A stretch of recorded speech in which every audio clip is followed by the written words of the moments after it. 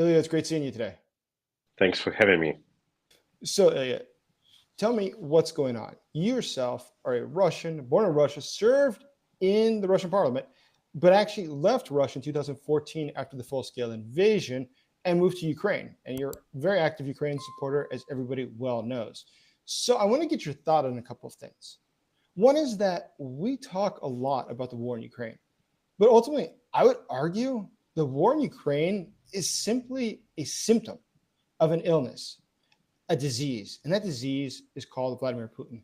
But we see that disease's symptoms around the world. We see it in the Georgian elections that the pro-Russian candidate won. We see it in the case of Moldova, where they tried to steal the elections. We see the Assad regime. We see the alliance with North Korea. Around the world, we see the symptoms of somebody named Putin. And as long as he remains, I don't think that Russia is going to get better. It's going to be the exact same dictatorship it's been for 24 years. What do you see? Jason, you actually nailed it. The problem is not Vladimir Putin. Vladimir Putin is just a name, just a label, just a brand, just a face. The actual problem is imperialistic dictatorship. That's the problem. And indeed, we need to eradicate dictatorship, and we need to make sure that Russia is no longer an empire. And that would automatically remove Putin from office, and that would prevent another Putin to be installed there. Because if Russia remains an empire, the next one could be even worse. And that's exactly the reason why I, being a Russian parliamentarian, defend the interests of my constituency fighting in Ukraine against Russians. Because I'm fighting not against my people, I am fighting against Putinists. I am fighting against this army, like a lot of German anti-fascists were doing during World War II when they were fighting against Hitler's army. So when you look at that, though, what is the reaction from Russians? How do they interpret what you're doing? You've said very provocative things. In fact, you wrote a book called Does Putin Need to Die? So how do Russians interpret that? You know, fortunately or unfortunately, Russians did not read the book, because it's totally prohibited on the territory of Russia. And Russia declared me a terrorist, an extremist, an undesirable person, a foreign agent. I already lost count for criminal cases they have opened against me, but I am now the big boogeyman there, so they are not publishing my books. And maybe it's actually for better, because to compete with the Russian propaganda in the situation when all the communication channels are completely blocked, is an uphill battle. And I cannot imagine Ernst Thälmann or like whoever you name it from Germans who would distribute their books in 1943. That's extremely unlikely. They were spending their time in a more efficient way in fighting, in resisting, in actually doing something.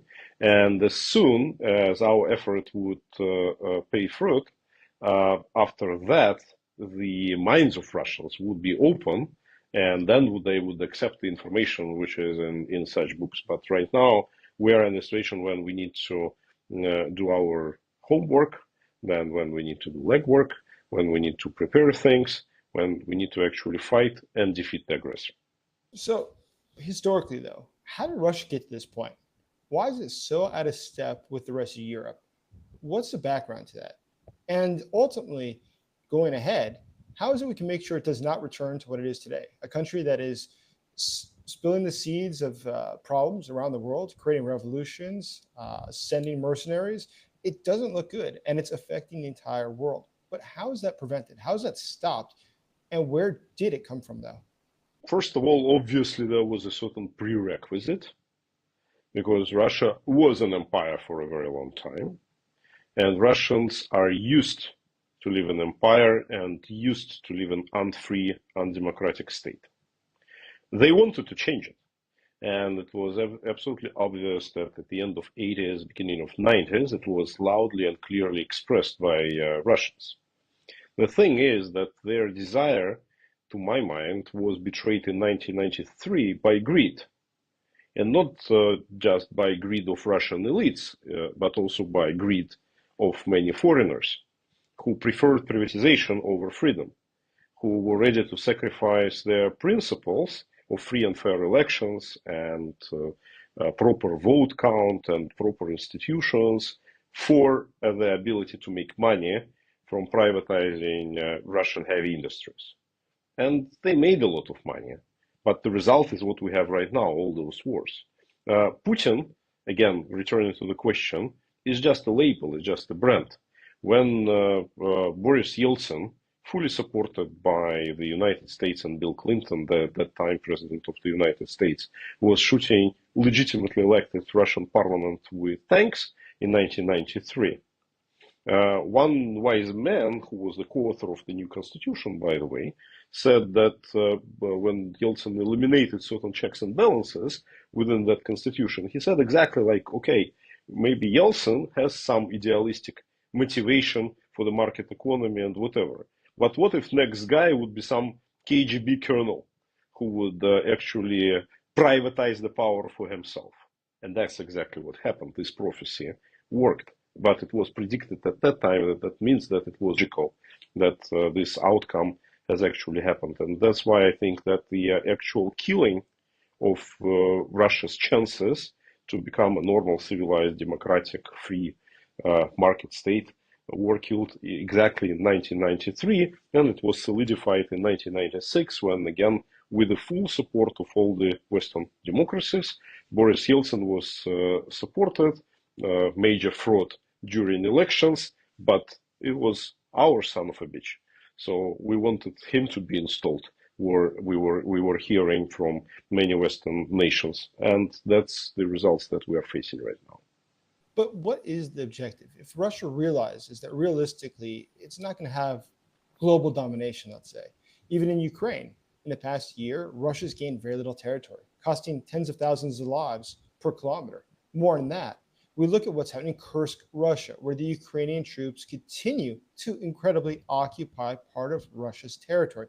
Now, if Putin and his army cannot force out the Ukrainians located inside of Russia, how would they hope to have a new empire with territory spanning the world? Or is it really just to make sure that the West doesn't have the ability to further expand itself or to guarantee its own security and the global system that it's created? Hence why they support things such as sabotage and arson and other sorts of attacks that we see regularly in Europe. What's your read on it? I think that only very short-sighted people, and I know that you are not one of them, are thinking that Putin's goals in Ukraine are some territorial gains. He is not fighting for another 100 square kilometers of Ukrainian territory. He is fighting, firstly, for Ukraine as a whole. He wants Ukraine to become his puppet state. And secondly, he is fighting for dominance, at least in Europe, at maximum in the world, and building his own axis of evil together with China and North Korea and Iran and Syria and several, Venezuela, by the way, which is quite close to the United States, and some other countries. We think that Vladimir Putin is just unable to stop already, because he completely converted Russian economy onto military rails. He mobilized a lot of people, and again, he is in the same trap as Hitler was in 1939. He could never deliver on promise that Czechoslovakia would be his last conquest, because he already done too much and went too far to make sure that he needs to fight, that he needs to expand his area of dominance, that he needs to wage new wars. And that's exactly what Putin needs to do just to stay in power and to survive. And he also understands that if he loses power, he loses his life. So I think that right now, his bet is extremely simple, that the West would pressure Ukraine to get into some sort of ceasefire, which would be very unpopular with Ukrainians. Then Vladimir Zelensky would lose his power inside Ukraine, and maybe next leader would be somebody like General Zaluzhny, which by who many is believed to be a pretty hardliner, but he is not an experienced statesman who can actually restore Ukraine, its economy, its well-being, its infrastructure, and whatever. And then the new authority in Ukraine would be already somebody who is loyal to Vladimir Putin, who would give people promises for to restore a decent life. And he would pay attention, meanwhile, to rearm himself, and whom will be facing challenge from Russia next, Poland, Baltic states, maybe Kazakhstan. I think most likely that it will be Baltic states and Poland, but it really doesn't matter. What matters is that the war would expand. So I'd be curious. A lot of people do believe that. And I'm actually sort of an outlier. I'm not sure it would. And there's a reason for it.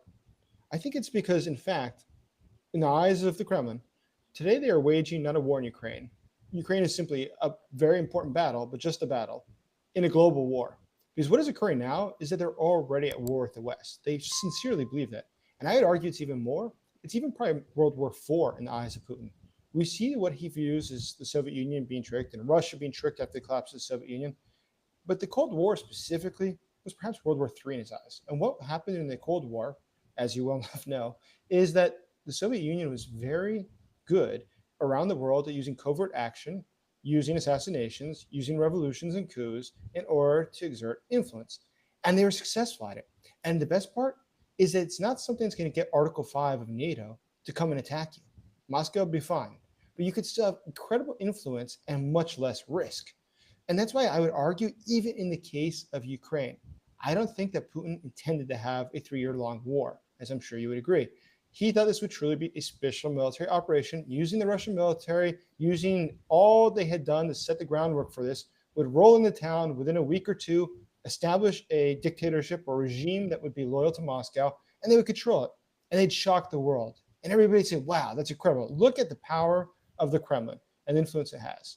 So globally, though, isn't it easier for them to continue doing things? Look at the Georgian elections. Huge protests broke out after the pro-Russian candidate won. In the case of Moldova, we've read all the stories like we did in Romania about the use of social media by the Russian security services and others to try to influence the population. We've seen the case of Mali, in the case of Niger, in the case of Burkina Faso, the governments there that were overthrown that had people very close to Russia or had recently been in Moscow that went back home and overthrew the governments there. So globally, it seems that Putin is on the march. The Russian government is actively fighting against the West. But incredibly, the West doesn't always believe that. They think it's just a regional issue.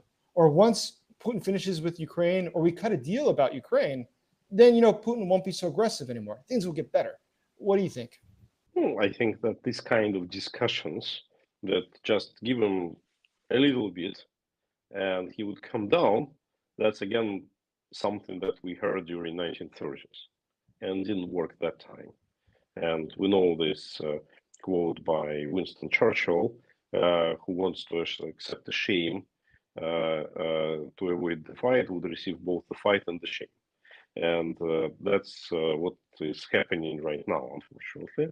And I think that's very much because of misunderstanding of exactly the thing that you expressed so clearly, that many people believe that what's going on in Ukraine, it's a regional war. It is not. And Russia, being de facto, yes, a regional power, and not a global superpower, actually is fighting, firstly, to restore its global position as a global superpower.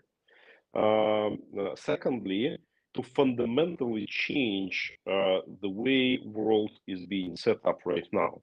There is a philosophical debate about people who say that the world should be based on certain rules, pre-agreed, discussed, United Nations, whatever, but nevertheless the rules.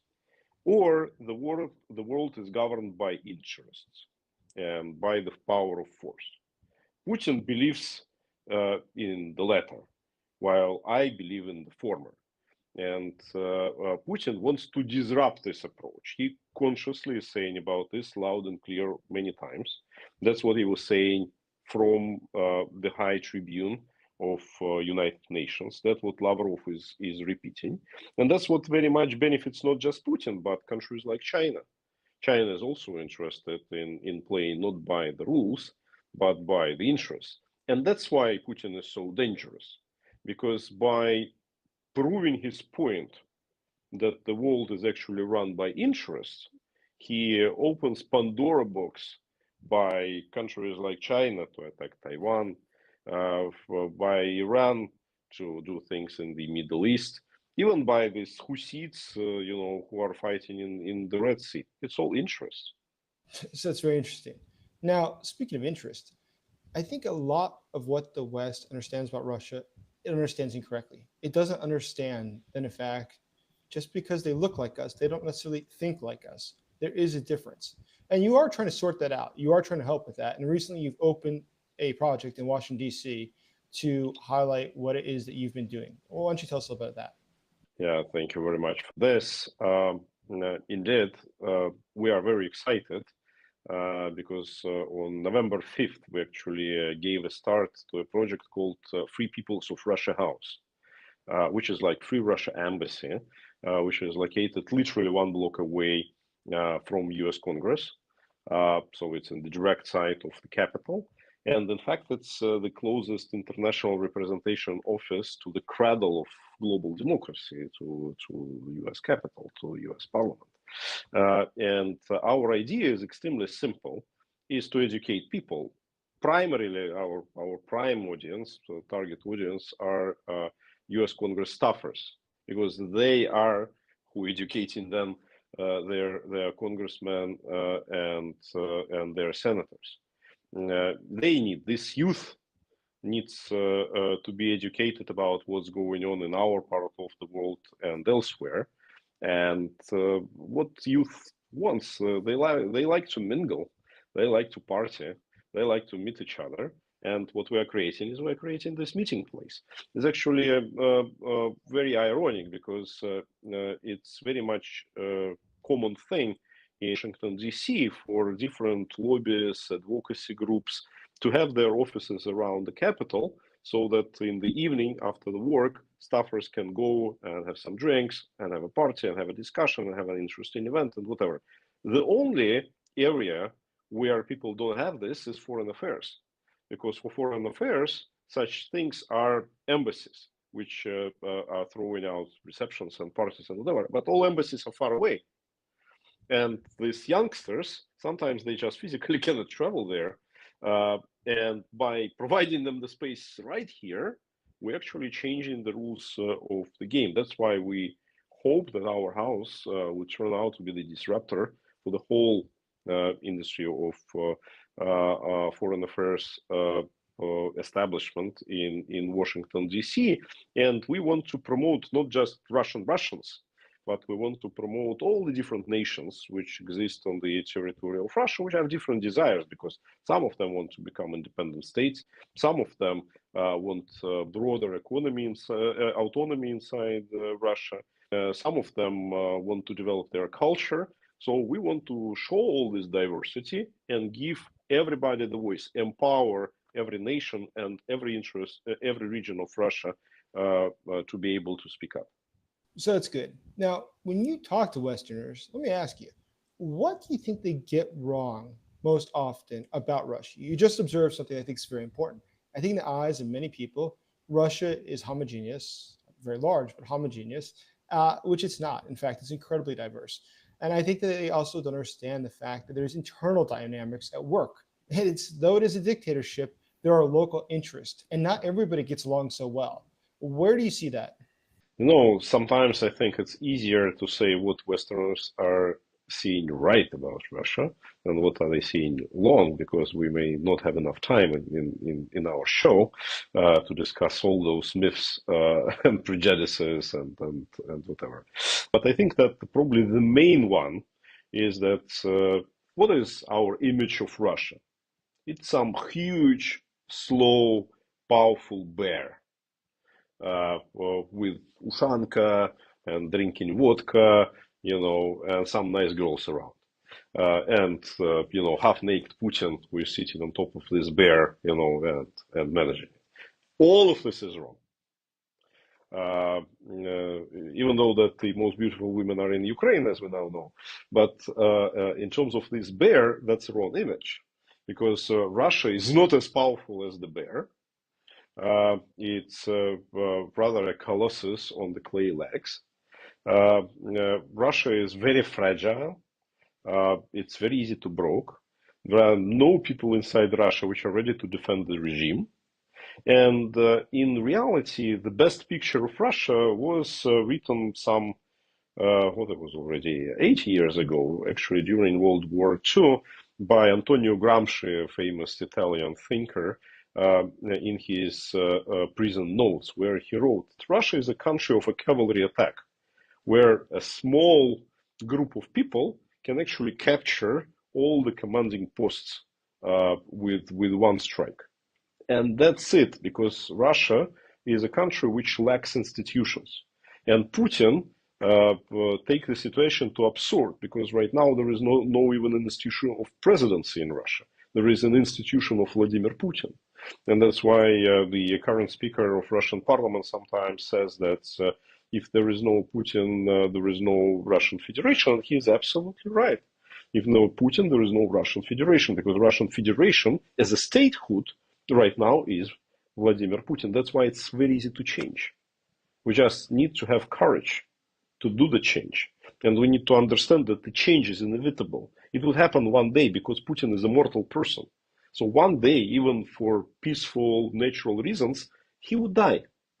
And then the change would come. And then we need to decide for ourselves whether we want this change to be unpredictable, chaotic, and whether we want some bad guys like Patrushev or whoever, who are in multitudes there in Russia, take over and make Russia even more dangerous for everyone, or we want to make our alternative and make sure that this alternative has its chances during the transition period. I obviously is voting for latter. Sure. Listen, Ilya, it was great talking to you today. I really appreciate this time to catch up. It's always my pleasure, and I hope to continue this discussion. You are always up to the point, and you know the situation in Russia the best. Thank you so much, Ilya. Great seeing you. Have a great day.